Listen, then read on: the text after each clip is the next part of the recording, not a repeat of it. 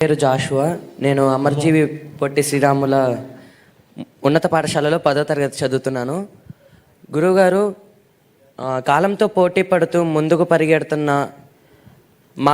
మా తరం వారికి రామాయణం, మహాభారతం, భాగవతాలు వంటి గ్రంథాలు చదవడం వలన ఉపయోగం ఏమిటో తెలియజేయండి గురువుగారు.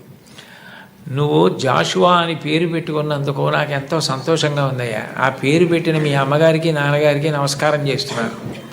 మహానుభావుడు ఏం కవిత్వం చేశారయ్యా. ఒక్కొక్క పద్యం చదువుతుంటే గుండెలు పిండేసినట్టు ఉంటుంది. అంత గొప్ప పద్యాలు రాశారు కదయ్యా ఆయన. ఇంతకీ నువ్వు నన్ను అడిగిన ప్రశ్నకి జవాబు ఏంటంటే, రామాయణ, భారత, భాగవతాలు ఈ వయస్సులో మేము చదువుకోవడం వల్ల మాకు కలిగే ప్రయోజనం ఏమిటి?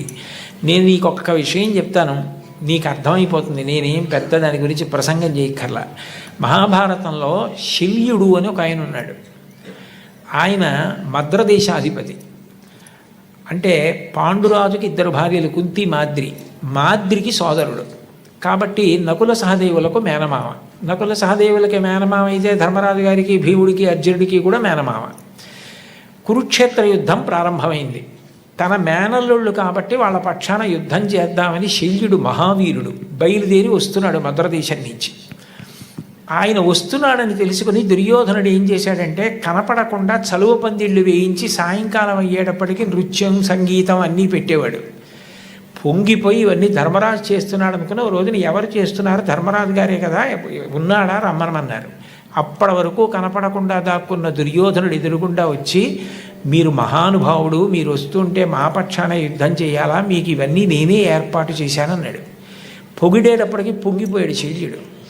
నీకేం కావాలి చెప్పు, చేసి పెడతానన్నాడు. మీరు మా పక్షాన యుద్ధం చేయండి అన్నాడు. తప్పకుండా చేస్తానన్నాడు. దేనికి బయలుదేరాడు? పాండవుల పక్షాన యుద్ధం చేయడానికి బయలుదేరాడు. పొగిడి 4 సత్కారాలు చేసేటప్పటికీ అది వదిలేశాడు. కౌరవుల పక్షాన యుద్ధం చేయడానికి వెళ్ళాడు. పోనీ వెళ్ళిన వాడు ఏం చేయాలి? దుర్యోధనుడితో వెళ్ళిపోవాలి. తగుదునమ్మా అని ధర్మరాజు గారి దగ్గరికి వెళ్ళాడు. ఆయనకి తెలిసిన విద్య ఈయనకి తెలీదా? ఈయన కూడా పొగిడాడు. పొగిడి ఆయన్ను కుర్చీ వేసి కూర్చోబెట్టి తన కింద కూర్చొని నహుషోపాఖ్యానం చెప్పమన్నాడు. అంటే ధర్మరాజు గారంతటి వాడు కింద కూర్చుని వింటున్నాడు, నేను చెప్తున్నాను కదా అని నహుషోపాఖ్యానం చెప్పి పొంగిపోయి, ధర్మరాజా నీకేం కావాలి చెప్పన్నాడు. మళ్ళీ పొగడ్తగా లొంగిపోయాడు. ధర్మరాజు గారు అన్నాడు, మీరు ఎటు అక్కడ మాట ఇచ్చారు కదా, అక్కడే యుద్ధం చేయండి. మా పక్షాన కృష్ణుడు అర్జునుడికి సారథ్యం చేస్తాడు. మళ్ళీ కృష్ణుడితో సమానమైన సారథి మీరే, కాబట్టి మీరు అక్కడ కర్ణుడికి సారథ్యం చేస్తారు. చేసినప్పుడు కర్ణుడికి మనశ్శాంతి లేకుండా అదే పనిగా నింద చేయండి. నింద చేస్తే కర్ణుడికి బుద్ధి కేంద్రీకరణ పోతుందంటే కాన్సన్ట్రేషన్ పోతుంది. పోతే కర్ణుడు చచ్చిపోతాడు. మాకు అది చాలు, ఆ ఉపకారం చేయండి అన్నాడు. తప్పకుండా నీకు ఈ ఉపకారం చేసి పెడతానన్నాడు.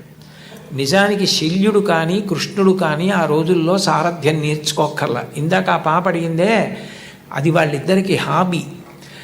నేర్చుకుని ప్రపంచ ప్రఖ్యాతి పొందారు సారథ్యంలో.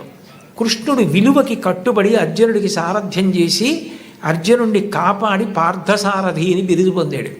శల్యుడు కర్ణుడికి సారథ్యం చేసి ధర్మరాజుకి మాట ఇచ్చానని అదే పనిగా కర్ణుడిని విమర్శించి నింద చేసి కర్ణుడు చచ్చిపోవడానికి కారణమై, చచ్చిపోయిన తర్వాత కాళీరథం పట్టుకుని దుర్యోధనుడి దగ్గరికి వెళ్ళి, పాపం కర్ణుడు గొప్పవాడే కానీ చచ్చిపోయాడు అన్నాడు.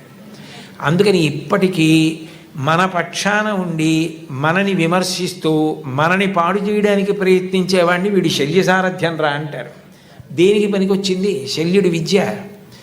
పొగట్టకి లొంగిపోవడం ఎంత ప్రమాదకరమో, నువ్వు ఎంత గొప్పవాడివైనా పొగట్టలకి లొంగిపోయే బలహీనత ఉంటే పాడైపోవడం కాదు, కాలం ఉన్నంత కాలం అపకీర్తి ఉండిపోతుంది. శల్య సారథ్యం అని పేరుండిపోయినట్టు. కాబట్టి నేను వృద్ధిలోకి రావడమే కాదు, పొగట్టలకి లొంగకూడదు. అలాగని పెద్దల ఆశీర్వచనాన్ని వదిలిపెట్టుకోకూడదు. ఇది గుర్తుపెట్టుకోవాలంటే మహాభారతంలో శల్యుడి కథ పనికొస్తుంది. అప్పుడు చిన్నపిల్లాడికి భారతం అక్కర్లేదని ఎవరంటారు? నువ్వు అది బాగా నీకు వంట పట్టింది అనుకో, నువ్వు జీవితంలో వృద్ధిలోకి వస్తావు. రేపు పొద్దున నువ్వు ఎంత గొప్పవాడివైనా నిష్కారణంగా పొగిడితే లొంగవు. పెద్దలైన వారు నిన్ను వచ్చి మంచిగా, మర్యాదగా, ప్రేమగా మాట్లాడితే వాళ్ళ ప్రేమని నువ్వు అర్థం చేసుకోగలవు. అప్పుడు నువ్వు వృద్ధిలోకి రావడానికి కారణమైందా లేదా? కాబట్టి రామాయణ, భారత, భాగవతాది గ్రంథములు